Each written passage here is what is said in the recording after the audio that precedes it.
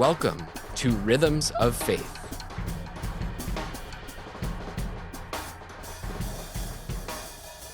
On this first episode, we're thrilled to be joined by our producer, Father Matt Cortez, a Jesuit priest and doctoral student in theology here at the University of Notre Dame. Welcome, Father Matt.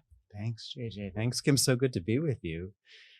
So this first episode of our podcast, we'll be asking Kim and JJ just some questions about this whole project, what its inspiration was, what brought them to Notre Dame. So I guess maybe we can start with that question, if you guys are okay with that.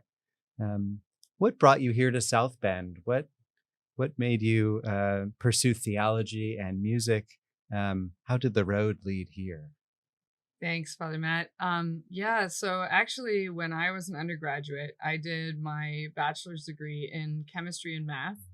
And then, just like you would expect, I went straight into a master's and then a PhD program in theology.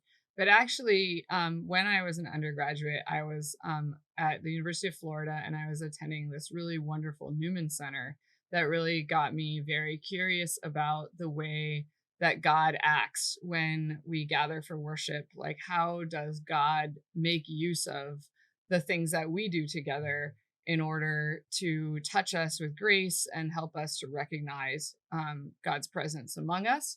And so as I started asking questions about that at this parish, I met several former liturgy students from the University of Notre Dame that had kind of studied that question and really encouraged me to apply for graduate school in liturgy.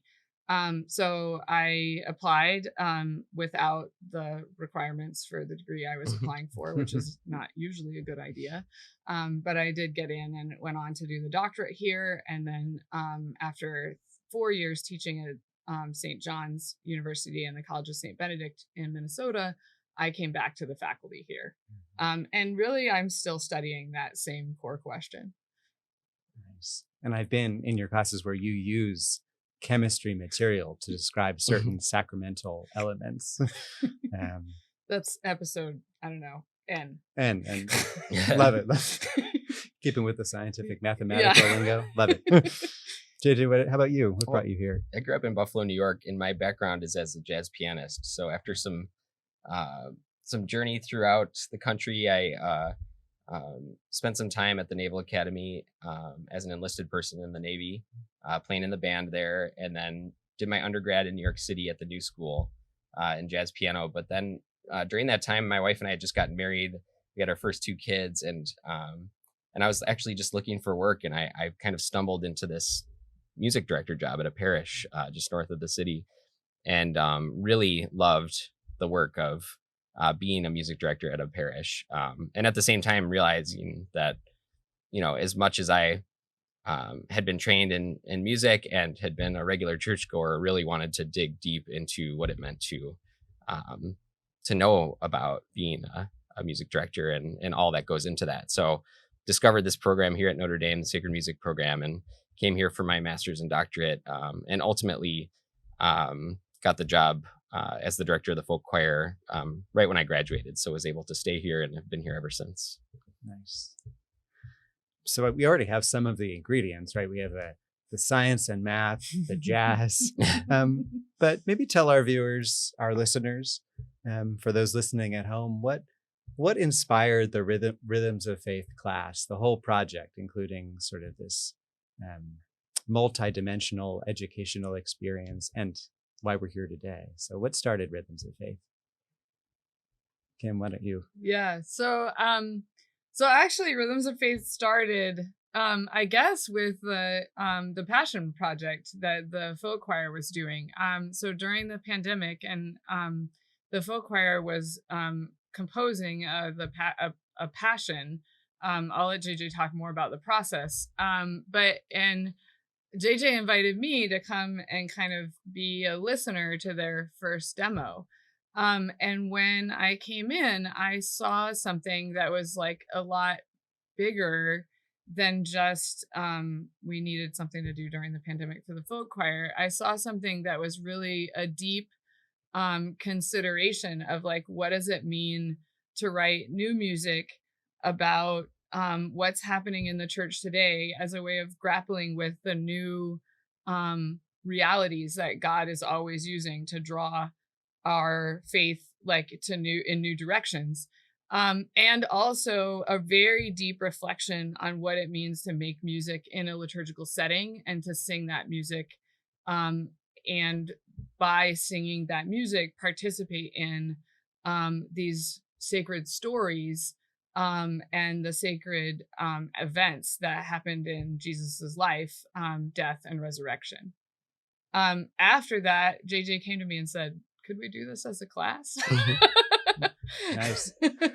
So that's how it started.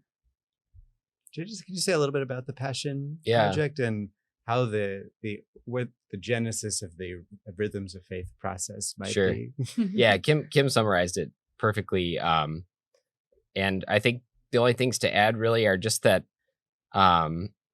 there's this kind of ever expanding outgrowth of creativity that I've gotten to experience in my own life, whereby, I've been invited to create new music and new texts for liturgy, for worship, for devotion. And the more opportunities I've had to invite other people into that process in a collaborative way, the better it's gotten, the more fun it's been, the more meaningful the music and the texts and the performance of those things have become. And so we've really enjoyed getting the chance to kind of build out that process, and especially for this class, for this podcast, get the chance to just invite more people into this experience of like really expressing this sense of faith through our creative faculties. I can say, as both the producer and the TA for this class portion, we're on our 6th class. And it is just so fun to watch the collaboration come alive. Yeah. At the beginning of class, the students are a little maybe nervous or reticent. And then by the end, they're just deeply involved in this process. JJ, this question's for you. What's important about studying music and liturgy, and maybe given our context, music and liturgy together? Yeah. Well, like the interesting thing about liturgy, I think, is that it's kind of like the ultimate performance art piece, if I can extract it in that way or extrapolate it in that way. You have this multidisciplinary thing that happens when we worship together. You have music, you have preaching, you have this sort of run of show, this presentational nature, this shared meaning too, that we're always trying to find anew when we worship together. And when you get to study the music and the sort of in liturgy together, and really understand the context in which those two elements are collaborating, it just broadens the picture and really makes it possible for, something like for me and Kim to collaborate together. And all of a sudden we have a shared language for what this experience can be, more so than me just kind of only being focused on the music or her only being focused on the liturgy. These things are inherently connected and multidisciplinary in their expression. And so yeah, I think the more that we can enter into that conversation together, the better liturgical experiences we can have. Nice. Kim, I want to ask you the same question, but also sort of as a sacramental theologian, as a ritual studies scholar, as a Benedictine oblate, what is it about studying music and liturgy, but also what does that say in your experience about God? How has that affected your spirituality? Yeah. So we have a concept in theology about the development of doctrine, which is about the ways that the church, by reflecting on the same scriptures and the same experiences with God through the centuries, comes to a clearer understanding of who God is, and what God is trying to do with us. And to me, liturgy is one of those mysterious ways that God communicates with us. And a lot of times I think we sort of default to a very quick evaluative mode in the liturgy. And we're not kind of open to a range of different ways that God wants to use, even experiences of liturgy that might not be a good fit for where we are at the moment. to really open us up to new ways that God is with us that we might, otherwise overlook. And so for me, I think the tools of like liturgical studies, of sacramental theology, of ritual studies, and the tools that I'm learning from JJ with music are actually ways of becoming more aware of that way that God continues to speak to the church generation after generation, and the ways that the church continues to listen as a community and discern together a way forward in faith. Nice. Yeah. I really appreciate that, sort of the liturgy as art piece or art experience that is embracing of all sorts of styles and creativity. I feel like I've learned a lot in the past few weeks about that as well. JJ, so this is sort of a similar question to the spirituality question, but you're in the Navy, you're at the new school, other way around. What has entering into the world of sacred music in particular taught you about God? What have you learned? How have you maybe grown? Is there something that you'd like to share about your own spiritual journey? Yeah, I think the biggest thing I've learned and keep learning is that when I was kind of making the transition from full-time studies and practice as a jazz musician to starting my graduate studies in sacred music and conducting, was that I really thought I was giving something up, and I thought I was having to leave something behind in order to come to this new place. And it's funny in retrospect to think of that, because like the abundance of gifts and things beyond my imagination that have I've received since then has just been extraordinary. So I think that's the best kind of generalized way to say it. The story that really illustrates this is in my first semester here at Notre Dame. I took a class on liturgical prayer with Margot Fassler, and I was kind of going through this grieving process. I thought like, oh man, it's such a bummer that I don't get to play jazz anymore. And she came up to me. We had to each create a liturgical prayer experience for the final exam. And she came up to me and said, right, she always called me by my last name. What are you making for your final project? And I was like, I have no idea. Like, I really don't know what to do. And she's like, well, you're a jazz musician, right? And I was like, yeah. And she says, okay, you're going to make a jazz vespers. And I was like, well, firstly, you can do that? Like, and then secondly, like, how do you do that? I have no idea even where to start. And she goes, it's okay. Just come to my office hours every week and I'll show you what to do. And by the end of the semester, you'll have something. And so it just ended up being this great blessing. This thing turned into this Vespers for the Feast of the Transfiguration that got to make a documentary of and record at St. Peter's Church in New York City and kind of do all these things with. But it's kind of like a laughable thing to think back on. Like, oh man, I thought I was really kind of letting go of something, and it just got to grow into this thing that I never would have expected. That's so funny too, because when I was looking at applying to the master's program in liturgy here, I remember telling my mentors, like at this parish, Letty Valentine especially, that this was like, it was just really a shame that I had not started by studying religious studies or, anything else that would have been useful for a long-term career in the humanities. And she kept saying to me, nothing is ever wasted. With God, nothing is ever wasted. So I just think that's really interesting that we both got that message as we were shifting from one place to another. Yeah. Yeah, and I think that's been one of the really profound things about the first couple weeks of this class, and getting to work with Kim over the past couple years on the class too, is just really kind of creating the space for creation, for creativity. Because if you're able to take that mentality of nothing is ever wasted, then it frees you to enter into the space where I'm just going to make something. And we get to see the students grappling with this over the last couple weeks. Well, is it going to be good enough? How do you make something great? What if it's corny? What if it's any, all the things that it could possibly be. And that suspension of our sort of the critique side of the critical side of our brain, which we work so hard to cultivate in the academy, of course. But to be able to put it aside for a moment, just to say, I'm going to see what comes out, because we believe that the deepest desire on our heart is what God has put there. It's our way of growing closer to God. If we can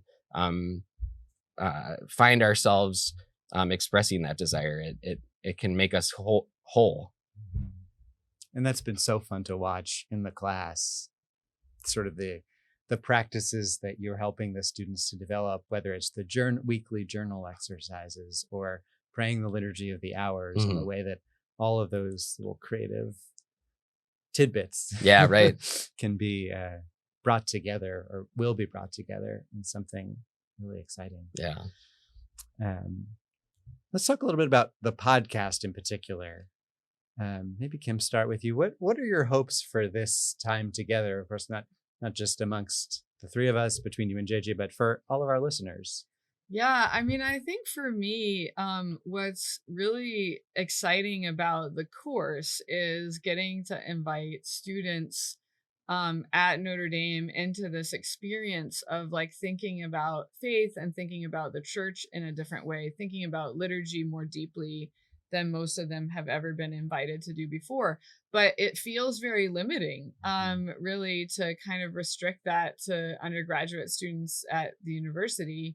And also, like, in keeping with what JJ said about collaboration, we really want this to be a project where we get collaborators from throughout the church, from different parishes, from other Christian denominations, maybe even from other religions, people who are interested in working together on this new way of reflecting on what God is telling us by means of opening our creative abilities and trying new things. So for me, it's really about being able to invite more people into that process. JJ, any other sort of hopes, dreams, desires? Yeah, I think to bring back my professor from graduate school again, one of the things she always talked about was from the Second Vatican Council, like maybe the most profound or subversive thing that the council said, but that someone wouldn't normally think of, is this idea of full conscious and active participation, but in the broadest sense. Like, what she would say was the church really came out and said that all 1 billion Catholics throughout the world should be able to sing. And if you think about the scope and the scale of that, and really what the invitation is, can we think from a very, very organic and grassroots level about what it means for someone to feel like they want to participate actively in the liturgy? And this becomes more than just a simple, I'm singing the Gloria or I'm not singing the Gloria. This becomes like, can it be a movement of my own heart to desire to be part of this community, this church, this community that I'm in my own parish? So I think the podcast is so exciting from that perspective, because if we can add one little grain of sand to that equation, hopefully it really furthers that idea of encouraging people to enter into this community more fully. I'm also hearing that maybe Margot Fassler needs to be a guest Yeah, really quickly. yes. So Sure, Fass, if you're listening, we're keeping the seat warm for you. I think another thing that would be a really wonderful outcome from the podcast is if we just going back to that question that students are asking about, like, what if what I make is corny? What if it isn't good enough? And I know a lot of our listeners would probably also be asking that same question of, like, how can I dare to make sacred music, to make sacred art? What if it isn't good enough? But I think one of the things that we're starting to think really fruitfully about in liturgy is how important it is that the music and the other forms of art in the liturgical celebration be a genuine reflection of where people are. And I think if we had people writing, medium music in every Catholic parish, like, that would definitely be such an amplification of our active participation, but it would also be a real expression of love for God and a real expression of community among those of us that gather together for worship. So I think like there's that other dimension too of like, what do we hope people will do with this? Well, we hope to catalyze, a new movement to make music that really fits your local setting. So I want to move to just a couple questions about your own personal interest, because of course we're going to have a lot more time to learn about sort of the Rhythms of Faith podcast, class, project, process. But I want our listeners and viewers to know, okay, this is where JJ and Kim are coming from spiritually, personally as well. So maybe JJ, start with you. What's one piece of music, one song that is your go-to that you can't live without, that comes up on your playlist over and over again? So I'll try to answer the question.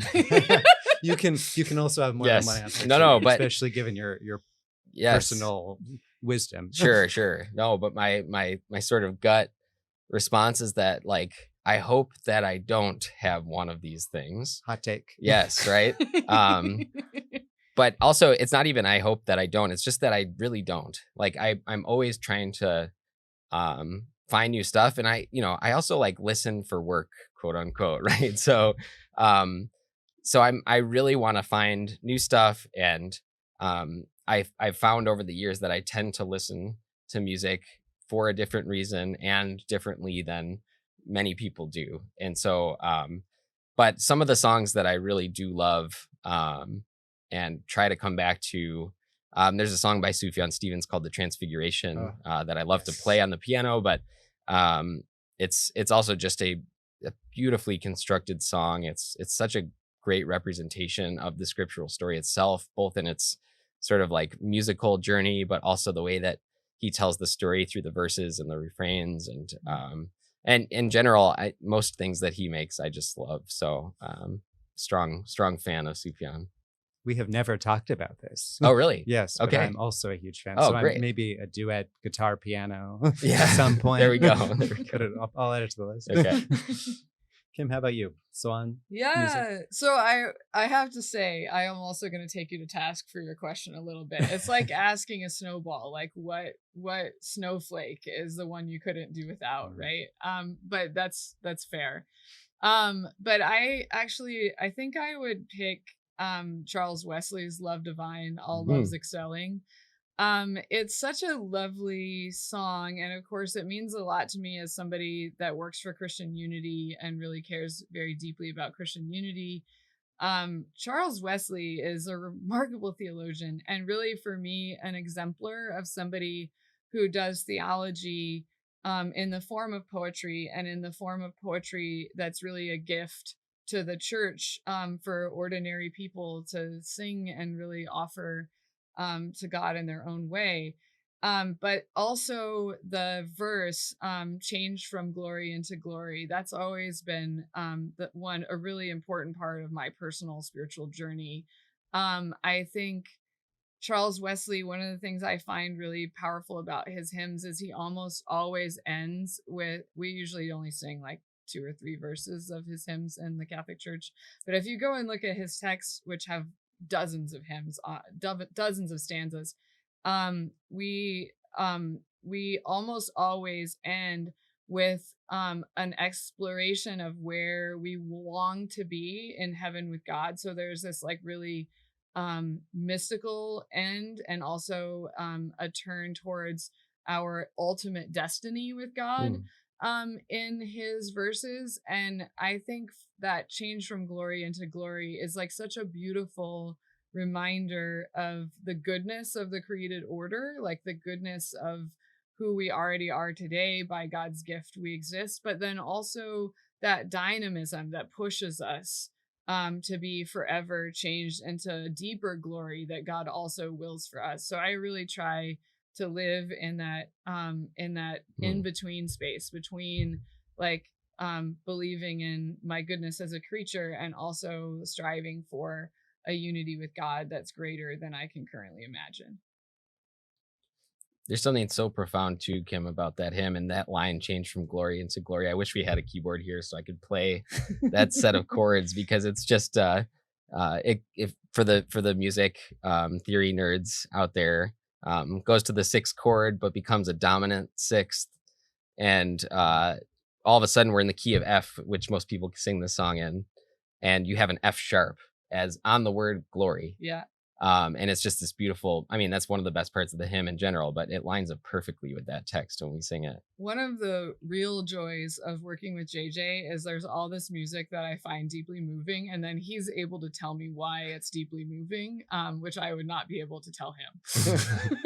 So maybe a future episode we'll work with that part of that hymn. Yes. And also part of the podcast, right? Showing the viewers and listeners how you folks have learned from one another, which I've gotten to see as a fly on the wall, but everyone should see it. Kim, I have another question that could be an impossible one to answer, but nonetheless, here we are. What's one book that you think everyone should read, that our listeners should pick up, go to the library, go to their favorite local bookseller? Am I allowed to cheat? Absolutely. Okay. Yes. Am I allowed to have two answers? Absolutely. Okay, well, great. Well, you have the freedom of the children of God. So everyone should read the Psalms. We really don't read them enough in the church, and that is a little bit of a cop-out answer, but I am a Benedictine Oblate, as you mentioned earlier, so I think I'm just going to show my colors here and say the Psalms are the most underutilized piece, the gift from God to the church today. It's really so powerful to read through all the different varieties of human emotion and to recognize that all of those struggles that we endure on a regular basis and those moments of like luminous transcendence that we're gifted with maybe more sporadically than the struggles are something that really has been a part of the texture of the human experience and the human culture for ages and ages. And just to me, that's such a deep sense of solidarity, and it really enriches like what I think it means to be a Christian, to like recognize the ways I'm in solidarity with all those generations of people who have gone before me. And then the other answer, which is equally a cop-out, is the Rule of Benedict, which is where I learned what the Psalms mean, and which is a really important part of my life. And I should say that for the folks at home, the Psalms are the textbook of the Rhythms of Faith class. Yes. I mean, they're reading a lot of other interesting things. They're listening to things. They're watching all sorts of media, but the Psalms is the book to which they go back over and over again. It is the textbook. It's literally the textbook. Yeah. I love how you guys have used that term. Like, do you have your textbook today? JJ, how about you? What are you reading? I think the book that has impacted me profoundly over the years, it's called Creativity Inc. It's by a guy named Ed Catmull. He was the founding CEO of Pixar.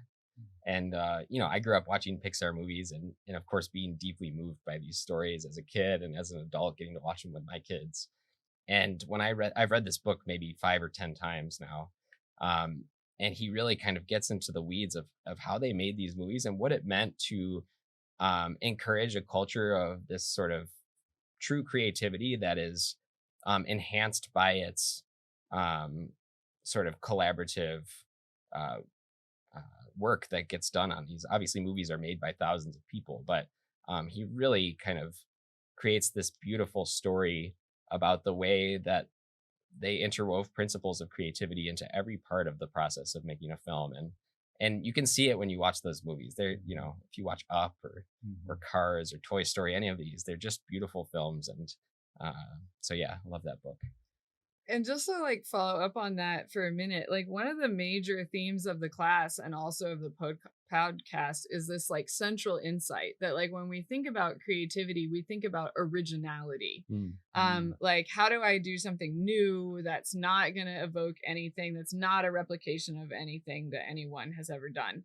And but when you're especially in a church context, but also at Pixar, if you really want to do something creative, collaboration, like the ability to work together, to build on each other's ideas, to evoke and really like allude to things that have been done before, that's actually where the treasure is. It's not in like, how do I create something out of whole cloth that, has never been done before. And I think like teaching students that has been like one of the gifts I can already see in the class up to this point.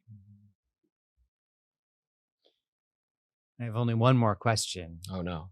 This is going to be the hard one. And this is the hard one. So when the students first experienced what we're calling the Rhythms of Faith process, this sort of creative movement, sort of to be able to write their own texts, but ancient texts in ancient and new keys, as you have just said. Creativity in the truest sense. The first thing that you had them do was answer a question. If you were an animal, what would you be? This is, of course, a classic icebreaker. Yeah. But I think it's important to let the listeners and hearers in on the process in its totality. So JJ, maybe with you, if you were an animal, what would you be? I think I have to go with the bird. Yes, because firstly, like when you're really in the moment with people, in the flow of either making music or the creative process, it feels kind of like you're flying. But also it would just be awesome to be able to fly. I'm going to push you on that just a little bit, because my bird? parents are exactly. Bird. My parents are big bird people, so there's a big difference between the hawk or the That's true chickadee. And I'm gonna be a bird too, so you're gonna have Oh, to really? step it up. Okay. Yeah. Okay. Ooh. I don't know, maybe an eagle. Eagles are pretty cool. They're very majestic. You don't see them that often. Nice. Yes. Yeah. They were on the verge of extinction, and now maybe they're less on the verge of came extinction. back. Yeah. Yes. Yeah. Ultimate comeback story. Ever Love ancient, ever new. Yeah. Yeah. Kim. Okay. So I'm also a bird, and I have to admit, I saw that meme this morning that said, like, by the time you're 30, you need to have an animal that everybody knows if they can't think what to get you for your birthday, they can get you just something of this animal. And I have one of those, and it's an owl. Oh wow. Which I realize, like, first of all, lovely resonance there. But also I realize that that's a little bit of a cop out. But some days I'm like the wise owl that dispenses sage advice. Most days I feel like I'm more like the owl, the meme owl that looks terrified out of its mind. But somewhere in the middle there, I think that's my animal. The owl and the eagle. That could be Wow. like our subtitle. I for know the we need to make like a podcast. pub called the Owl and the It Eagle. would be great. Yeah. Or you could say Tanager, and we could go back on the Sufjan Stevens. There deep we cuts, go. Owl and the Tanager. Yeah. Great piece. I just want to thank you for letting me join you on this journey. I think I'll be popping in from time to time. I'll be working behind the scenes. And it's an honor to meet our listeners, our audience. And I want to thank you today for introducing yourselves. And I look forward to continuing the creative and collaborative conversation. Awesome. Thanks, Father Matt. Thank We you, wouldn't Father be Matt. here without you. So thank you.